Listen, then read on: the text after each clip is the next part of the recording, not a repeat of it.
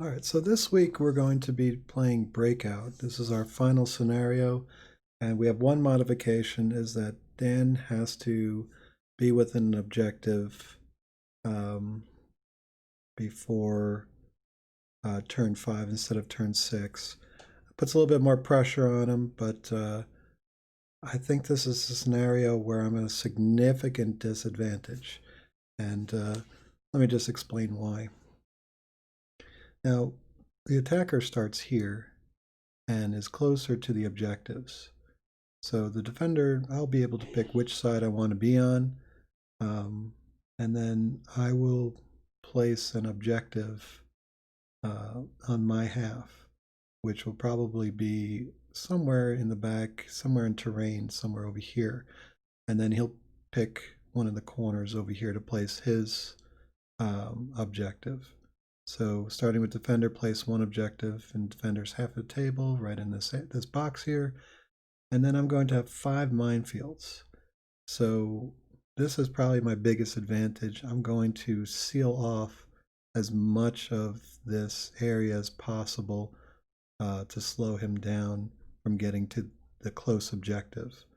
Um, the far objective, it's just, I'll leave it open as much as possible, but he puts an objective here. I'm going to put minefields all around it to keep him away from that objective and force him to come here, or at least come around and expose himself as he comes to this objective.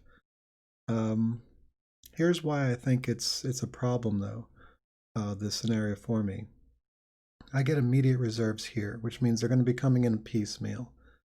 Um, at the very least, turn 3 I'm going to be getting, which means turn 4 he's going to have some meat here. So if I were the attacker, I'd actually just wait until these guys showed up here.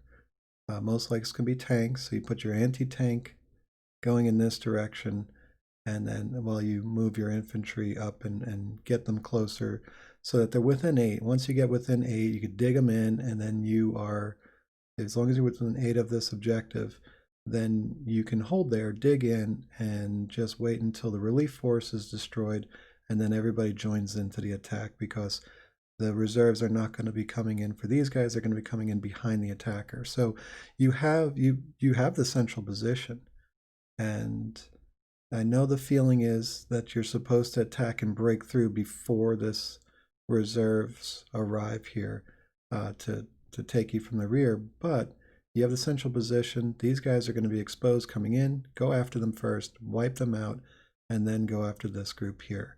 So that's if I were the attacker, that's what I would be doing, and that's why I think this scenario is a little flawed.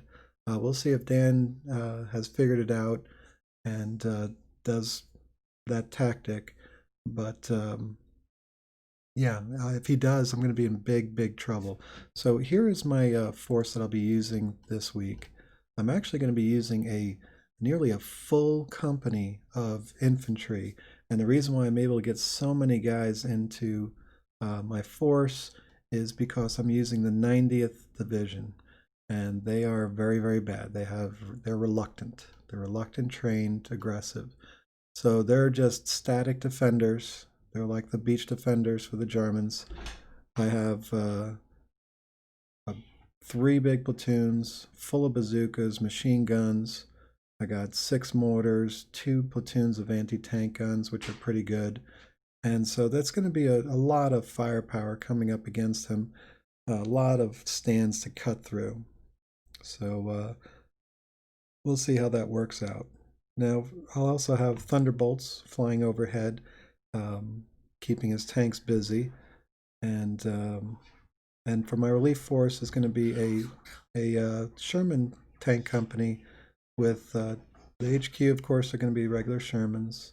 I got 76s, full platoon there with Lafayette Pool and some Stewards to help out. And of course, I got Lucky and sandbag armor.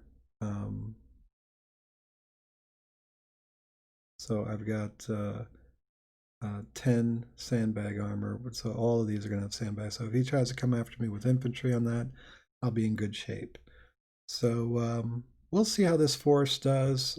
Like I said, I'm not real optimistic. My strategy is just to tar pit him with these guys and hope that he's not ready to ambush my guys here and that they can do some damage to his tanks coming in from behind.